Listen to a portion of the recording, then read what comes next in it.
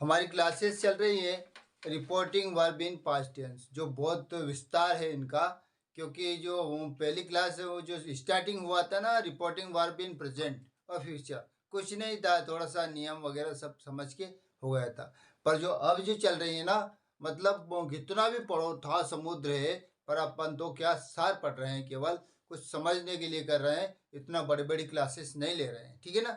तो आज चला, यदि हमारा रिपोर्टिंग वर्ब पास्ट में है और रिपोर्टेड स्पीच फ्यूचर में हो, यदि क्योंकि फ्यूचर वाले नहीं आए थे तो हम क्या कुछ कुछ सेंटेंसेस ले लेके हम सारी चीज़ें समझाने की कोशिश कर रहे हैं, ठीक है। अगर हमारा रिपोर्टेड स्पीच फ्यूचर में है और रिपोर्टिंग वर्ब पास्ट में है, तो उसमें किस प्रकार से बदलेगा, टेंस तो बदलेगा, वो तो स्वाभाविक है। वो लग गया ना थप्पा, कौन सा, वो रिपोर्टिंग वर्ब इन पास्ट मतलब बदलेगा, change of person, change of tense, change of other parts of speech. तो अब हम फ्यूचर पे आ गए हैं कि यदि फ्यूचर के रहेंगे तो किस प्रकार से बदलेंगे, ठीक है ना। तो पहले हम थोड़ा सा आउटलाइन समझ लेते हैं। यदि फ्यूचर का रहेगा ना, विल या शेल रहेगा, तो क्या हो जाएगा, उसकी जगह विल का शुड हो जाएगा, और विल का वुड हो जाएगा, और शेल का शुड हो जाएगा, ठीक है। फ्यूचर की बात कर रहे हैं हम। और नेक्स्ट सहायक क्रिया होती है विल बी शैल बी। यदि विल भी है तो वुड भी, और शैल भी है तो शुड भी हो जाएगा, ठीक है। याद रखना आप, अभी अब आएगा ना अपने तो अपन बदलेंगे, सभी का एक एक सेंटेंस लिया है अपन ने। और यदि विल हैव शैल हैव है तो वुड हैव शुड हैव आ जाएगा, ठीक है ना। और अगर हाँ विल हैव और शैल हैव है तो वुड हैव शुड हैव आ जाएगा, ठीक है दोस्तों। ये चीज़ नहीं भूलनी है आपको, कुछ भी नहीं। विल का वुड, शैल का should, will be shall be का वुड बी शुड बी, ठीक है ना। और विल हैव शैल हैव का वुड हैव शुड हैव। और कुछ भी प्रॉब्लम नहीं है, will have been, shall have been, तो would have been, should have been, कुछ भी नहीं है, देख लीजिएगा आप। बाकी रूल्स पिछले चलेंगे, जो भी है नियम, कौन से प्रोनाउन बदलेंगे, कैसे होंगे, ठीक है ना। और कोऑर्डिनेटिंग शब्द क्या आएगा, दैट आएगा, ये भी याद रखना है। और केवल असर्टिव में और असर्टिव में ही आते हैं, इंट्रोगेटिव में नहीं आते हैं, ठीक है ना। क्योंकि फिर कोऑर्डिनेटिंग वर्ड बदल जाएगा, तो इसलिए इसका ध्यान रखना है आपको।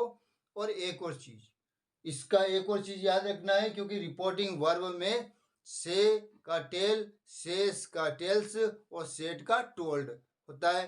सेस वगैरह तो प्रेजेंट का था, और अब पास्ट में सेड है तो टोल्ड आ जाएगा, सेड टू और ऑब्जेक्ट होगा तो टोल्ड आ जाएगा। ये याद रखना है, बहुत ही टू रिमेंबर है दोस्तों, कि सेड टू आया, यदि सेड टू और ऑब्जेक्ट भी है तो टोल्ड आ जाएगा। और केवल सब्जेक्ट और वर्ब मतलब ही सेड इस प्रकार से है तो सेड ही रहेगा। याद रखना बहुत इंपॉर्टेंट है दोस्तों, बहुत इंपॉर्टेंट है, ठीक है। देख लेते हैं अपन। He said to me I shall write a letter, ठीक। अपन ने क्या बोला था, वो नियम अब लागू हो रहा है, ठीक है। क्योंकि फ्यूचर का है, रिपोर्टेड स्पीच कौन सा है, फ्यूचर का है, ये तो पास्ट का है, तो बदलाव होगा ही। तो ही तो ऑब्जेक्टिव भी है, तो क्या लिख दूं मैं, टोल्ड लिख दूं, he told me, coordinating word that जोड़ा। अब देखिए प्रोनाउन चेंज होगा, फर्स्ट पर्सन है तो सब्जेक्ट के अनुसार लिखेंगे, तो ही। और शेल है तो शेल का क्या हो जाएगा, अभी देखा जस्ट अपन ने, शेल का शुड होता है, पर यहाँ ही है, ही के साथ शेल नहीं आता है, विल आता है, तो क्या हो जाएगा, वुड। बहुत इंपॉर्टेंट बात है, ऐसा नहीं कि ये बदला तो कुछ देखा ही नहीं हमने, ये बदला तो देखना सब दूर है। कहीं भी जा रहे हैं ना, एक सीधा नहीं देख के चलना है, इधर उधर भी देखना है, हो सकता है कोई चीजें आ जाए तो इसलिए चलते चलते इधर उधर सब दूर देखना है। अगर ये बदला तो ये भी तो बदल सकता है, पर वो आएगा वही फॉर्मेशन, ऐसा नहीं कि ये बदला तो कुछ अन्य रूप में ला दिया अपन ने, ऐसा तो नहीं है। पर ये ही आया तो ही के साथ तो वुड आता है, तो बिल तो आएगा, बिल आता है तो बिल का वुड हो जाएगा। और he would write a letter, ठीक है। बाकी सेम वैसा का वैसा ही लिखना है। आ रहा है समझ में, ठीक है, अच्छी बात है। He said to me I shall be writing a letter. अब ये है प्रेजेंट फ्यूचर कंटिन्यूअस टेंस का, ठीक। तो ही सेड टू मी, वो पास्ट का है रिपोर्टिंग वर्ब, ठीक। तो he said to me I shall be writing a letter. तो आगे देखिए, ही लिखा, ही के बाद सेड टू है तो टोल्ड लिखा। ये बहुत ही इंपॉर्टेंट चीज है दोस्तों। और ऑब्जेक्ट क्या है? मी है। अब कोऑर्डिनेटिंग वर्ड जोड़ा हमने, दैट, ठीक। फिर आई है तो आई का उधर वो फर्स्ट हो जाएगा, मतलब फर्स्ट पर्सन है तो मतलब फर्स्ट पर्सन है तो सब्जेक्ट के अनुसार लिखा जाएगा। तो ही, अब शेल है तो शेल की जगह दोस्तों क्या आएगा? शुड आएगा। जी नहीं, ही है तो वुड आएगा, तो वुड बी क्या आ जाएगा? Would be, would be. दोस्तों ऐसा नहीं है, वुड बी नहीं तो शुड भी लिखा तो गलत तो नहीं है, पर ये मानेंगे कि यार इसको, इस बंदे को ये भी पता नहीं है कि शेल तो आई और वी के साथ लगता है, बाकी जो ही, शी, इट, नेम, बाकी जितने भी चीजें हैं वहाँ विल लगता है। तो वो सोचेगा कि बंदे को इतना भी सेंस नहीं है यार, इतना भी नहीं समझ सकता है क्या कि ही है तो विल लिखता है, लिखना है तो विल का चेंज करना है, वुड लिखना है, ही वुड बी, बाकी सेम वैसा का वैसा he would be writing a letter, ठीक। तो आ गए समझ में। अब वो उस इंग्लिश वाले को डाउट नहीं होने देना है आपको। यदि ही आया तो शेल का शुड नहीं करना है, वुड करना है। जो आ रहा है तो उसी का हिसाब से रखना है। उसका मेंबर, उसका फैमिली का मेंबर है, उसको रखो ना, दूसरे को क्यों ला रहे हो, ठीक। तो जैसे इसके साथ में ये है, आई के साथ शेल जुड़ा हुआ रहता है, पर हम जब चेंज ही कर रहे हैं तो चेंज ही करो ना, ठीक। अगला देखिए, he said to me I shall have written a letter, ठीक। इसमें भी he told me, ये लिख दिया he told me, ठीक। I shall have written a letter, तो shall have का क्या बोला था हमने? shall have, will have का should have, would have आ जाएगा। तो अपना तो सब्जेक्ट कन्वर्ट हुआ ही में। तो दोस्तों इसलिए लिखा एक जैसे कि आपको हर एक एक टेंस का बढ़ते हुए टेंस में लिखा ना, तो आपको कंफ्यूजन ना हो। तो अलग अलग प्रकार से नहीं लिखा अपने, सेम लिख दिया। नहीं चाहते तो किसी भी प्रकार से लिख सकते थे हम। तो he told me that he would have, क्या लिखेंगे हम? shall have की जगह वो ही है ना, ही, तो would have written a letter, ठीक। ये भी समझ में आ गया होगा, ठीक है। आगे देख लीजिए, he said to me I shall have been। अब देखो बढ़ते जाए ना, ये shall be will be, shall have will have और shall have been will have been बढ़ते हुए simple future, future continuous, future perfect continuous tense, ठीक। अब इसका देख लीजिएगा, फ्यूचर परफेक्ट कंटिन्यूअस टेंस का, he said to me I shall have been writing a letter। क्या करना है? कुछ नहीं, वही सेड टू की जगह टोल्ड लिखा, he told me, फिर दैट लिखा, फिर इसको बदला ही, जो भी ये जरूरी नहीं, ये कुछ भी रहे उसके हिसाब से ही लिखेंगे हम। तो अब वो तो समझ लिए अपने, जो जैसे यहाँ सेकंड पर्सन है, थर्ड पर्सन है, जो भी है वो अपने रूल्स के अकॉर्डिंग बदलेंगे। ऐसा थोड़ी ना कि सब में ऐसे ही लिखते चलेंगे। ऐसे हम पहले करते थे, हम जब 10th में थे ना, तो हमको समझ में आ गया, इतना समझ में आया कितना कि ये इधर है, यहाँ ही लिखना है, तो कुछ नहीं देखना है, ही लिख दिया, ऐसा नहीं। तो he would have been writing a letter. तो ये तो हो गए हमारे रिपोर्टेड स्पीच फ्यूचर में था। ये जो चारों सेंटेंस तो हमारे कंप्लीट हो गए, ठीक है ना। और रिपोर्टिंग वर्ब पास्ट में थी और रिपोर्टेड स्पीच फ्यूचर में था। तो क्या होता है वो हमने सीख लिया, अच्छे से समझ लिया है। अब थोड़ा सा नियम और जोड़ लेते हैं इसमें, कैन और मे का, ठीक है ना। इसको भी इसमें साथ में ही निपटा लेते हैं, ताकि फिर अगला इंट्रोगेटिव आएगा, थोड़ा अलग चीज आएगा, सब चीज में बदलाव होएगा, तो हम फिर कंफ्यूजन ना हो। इसलिए हम वो कैन मे वाला भी इसमें ही जोड़कर देख लेते हैं, समझ लेते हैं, ठीक है ना। तो देख लीजिएगा आप, अच्छे से समझ लीजिएगा दोस्तों, ठीक है। Ashok said to Raman you can speak English. Ashok said to Raman you can speak English, ठीक है ना। कुछ भी नहीं है, सेड टू की जगह टोल्ड लिखा। एक तो ये नियम, वो तो समझ में आ गया। रिपोर्टिंग वर्ब में ध्यान देना है आपको, और इसका ही मेन चीजें हैं। हर एक जब आगे बढ़ते जाएंगे ना, आगे की क्लास में बहुत बड़ा रोल है इनका। ऐसा नहीं कि एक ही रोल में समाहित हो गई है, है ना। इसका अभी तो इंक्वायरी, डिमांड, आस्किंग, बहुत सारी चीजें आएगी। ठीक, सब पे सीखना पड़ेगा आपको, सब सीखना पड़ेगा हमें। तो अशोक से टू रमन की जगह लिखा अशोक टोल्ड रमन, अशोक टोल्ड रमन, और यहाँ कोऑर्डिनेटिंग वर्ड दैट जोड़ा। अब ये सेकंड पर्सन है, ऑब्जेक्ट के हिसाब से लिखो रमन। तो रमन लिख सकते हैं, क्योंकि नहीं लिखेंगे तो रमन तो है ही सही, ही लिख सकते हैं। तो दैट ही, यहाँ क्या लिखेंगे, यू की जगह ऑब्जेक्ट लिखेंगे, रमन लिख सकते हो या ही लिख सकते हो। क्या लिखोगे आप, क्या लिखना पसंद करोगे मुझे बता दो। रमन लिखना पसंद करोगे या ही लिखना पसंद करोगे दोस्तों। ही लिखना पसंद करो, क्योंकि अच्छा नहीं लगता यहाँ लिखा हुआ है, फिर आगे भी बढ़ाएंगे। तो ही कैन का क्या हो जाएगा, कुड हो जाएगा। तो that he could speak English, है ना, कुड स्पीक इंग्लिश। कितना आसान है, कैन वाले भी।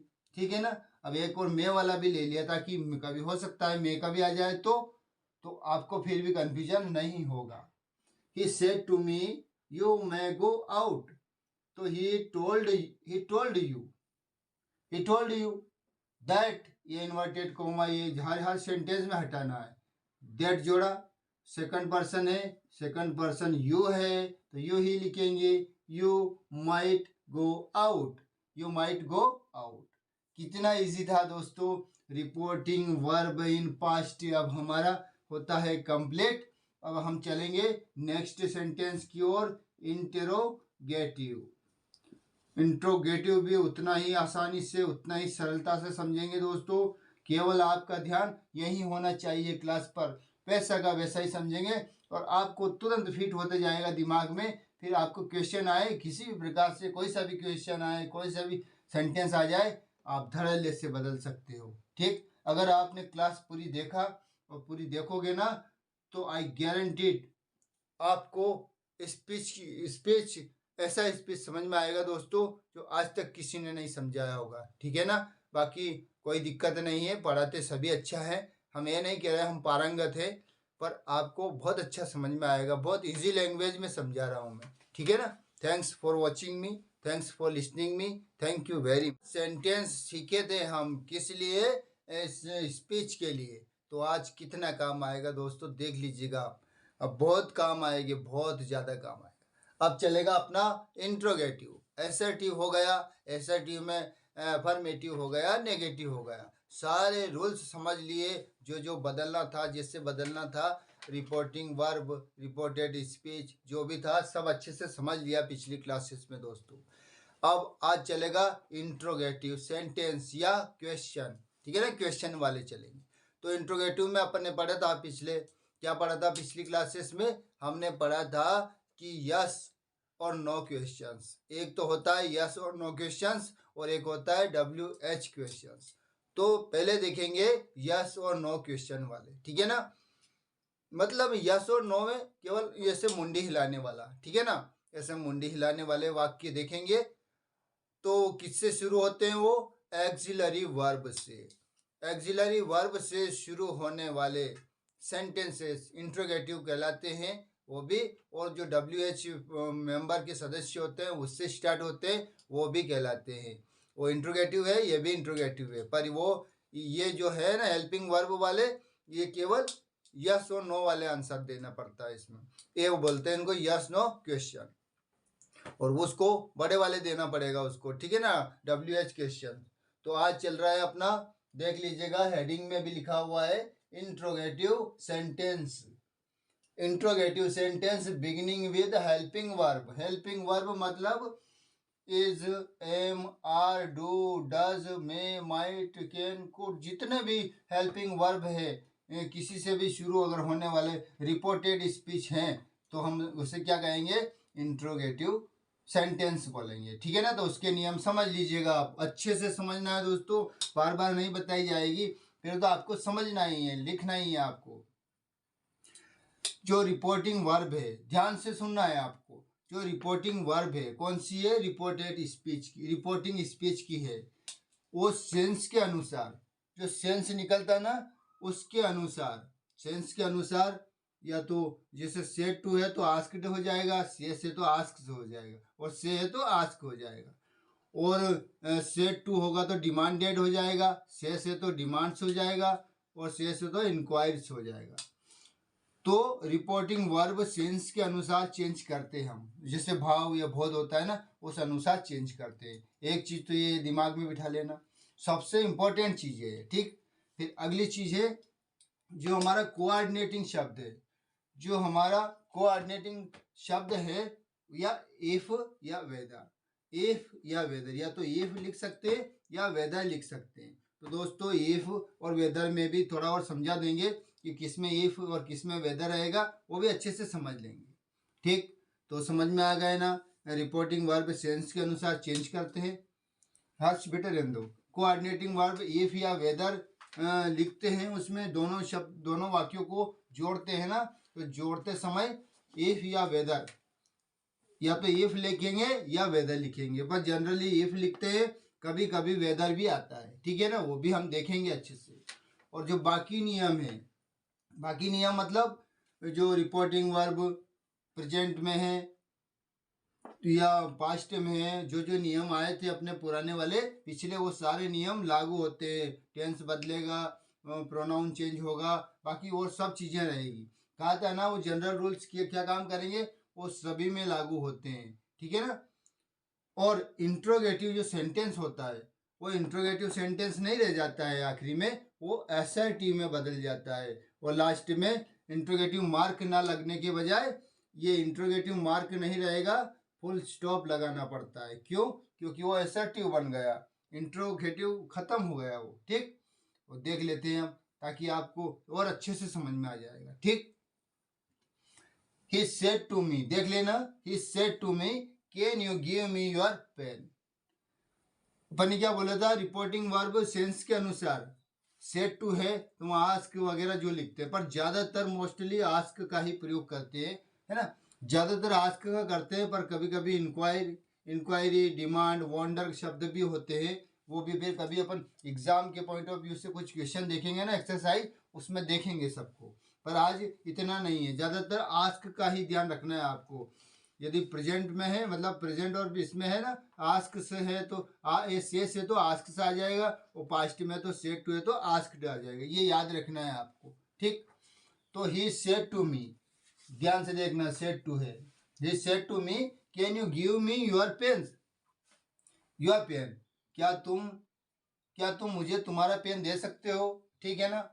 तो ये अपना इंट्रोगेटिव, मतलब हेल्पिंग वर्ब से बिगनिंग हुआ वाक्य, तो ये इंट्रोगेटिव है, ठीक है। ये रिपोर्टिंग स्पीच है, ये रिपोर्टेड स्पीच है, ठीक है ना।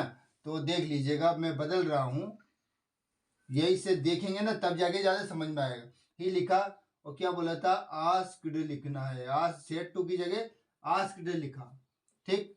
और ऑब्जेक्ट क्या है, मी है, मी लिखा। अब दोनों को कोऑर्डिनेटिंग वर्ड जो है क्या लिखेंगे, या तो इफ लिखेंगे या वेदर लिखेंगे। तो अभी फिलहाल तो मैं दोनों ही लिख रहा हूँ, ठीक है ना। या तो आप इफ भी लिख सकते हो, या आप वेदर भी लिख सकते हो। दोनों नहीं लिखना है, एक लिख सकते हो दोनों में से। मैंने इसलिए लिखा कि आप दोनों में से कोई भी लिख सकते हो। आगे देखिए, कोऑर्डिनेटिंग वर्ड हो गया। अब दूसरे सेंटेंस में, मतलब रिपोर्टेड स्पीच के सेंटेंस पे आ जाते हैं। ये हमने क्या कहा था कि इंट्रोगेटिव फॉर्म खत्म हो जाता है और एसर्टिव बन जाता है। मतलब एसर्टिव मतलब सब्जेक्ट, वर्ब, ऑब्जेक्ट, फिर इस प्रकार से चलता है। तो सबसे पहले हम सब्जेक्ट पे ध्यान देते हैं। सेकंड पर्सन है, सेकंड पर्सन ऑब्जेक्ट का हिसाब से बदलता है, याद है आपको। तो सेकंड पर्सन यू है, तो ये यहाँ क्या है, मी है, फर्स्ट पर्सन है, मी है। तो यू का क्या हो जाता है, मी होता है क्या, जी नहीं, सब्जेक्टिव केस में आई हो जाता है, क्या होता है, आई हो जाता है। अब वो हेल्पिंग वर्ब कैन है, तो कैन का क्या हो जाएगा, ये देखिए, पास्ट में इसलिए बदल रहे हैं, अगर प्रेजेंट में होता ना तो बिल्कुल भी नहीं बदलते। तो इसलिए पास्ट में है ना, तो हमें बहुत ही सावधानी रखना पड़ती है, क्योंकि हो सकता है मिक्स, जैसे ये प्रेजेंट का आ गया और अपन ने नहीं बदला, ने बदल दिया, नहीं यहाँ भी बदल दिया, तो गलत हो जाएगा ना। तो देखा भी करो, वो रिपोर्टिंग वर्ब का ही में है, पास्ट में है तो बदलेगा टेंस, तो कैन का कुड हो जाता है, तो आई कुड, बहुत अच्छे से समझ में आ जाएगा। और गिव, ये फर्स्ट पर्सन है, तो मी है, तो फर्स्ट पर्सन किसके हिसाब से, सब्जेक्ट के हिसाब से, तो ही का क्या हो जाएगा, हिम। आई गिव हिम, अब योर है, सेकंड पर्सन है, प्रोनाउन एक नहीं, जितने भी हो गए सभी बदलेंगे, तो सेकंड पर्सन है ऑब्जेक्ट के हिसाब से, तो योर पेन की जगह क्या आ जाएगा, मी है तो माई पेन, माई पेन। और ये इंट्रोगेटिव मार्क खत्म हो गया, एसर्टिव बन गया सेंटेंस पूरा। ठीक है, he asked me if whether I could give him my pen. ठीक, समझ में आ गया, अच्छे से समझ में आ गया दोस्तों। ठीक, सेकंड वाला देख लो, ये इसमें नहीं आया तो इसमें आ जाएगा, इसमें नहीं आया तो इसमें आ जाएगा, इसमें आ जाएगा, फिर तो आना ही है, बिल्कुल आना है आपको। ठीक, सेकंड क्वेश्चन देखिए, the teacher said to the student, the teacher said to the students. ठीक है, तो देख लीजिएगा, the teacher asked the students, to हट गया ना, टू नहीं आता है, स्टूडेंट्स। अब इफ, ठीक है, इफ या वेदर दोनों में से कुछ भी लिख दो, वेदर भी लिख देता हूं मैं, फिलहाल आपको भी याद रहेगा वेदर। ठीक है ना। अब देखिए, ये इंट्रोगेटिव चीजें हैं, इंट्रोगेटिव चीजें हैं, कहाँ से हैं, ये यहाँ से। तो असर्टिव में बदलना है आपको, तो सबसे पहले सब्जेक्ट पे ध्यान दो, तो यू है, यू कौन सा, सेकंड पर्सन है, तो ऑब्जेक्ट पे ध्यान दो, ऑब्जेक्ट क्या है, स्टूडेंट से, तो स्टूडेंट से दो बार लिख सकेंगे क्या, अभी तो हम पिछली क्लास में बताते ही चले आ रहे हैं कि नाउन का रिपीटेशन मत करो मत करो। ठीक है, तो इसकी बदले में हम क्या करेंगे, प्रोनाउन को लिख देंगे, तो स्टूडेंट्स है, प्लूरल है, तो क्या लिखा अपन है, दे।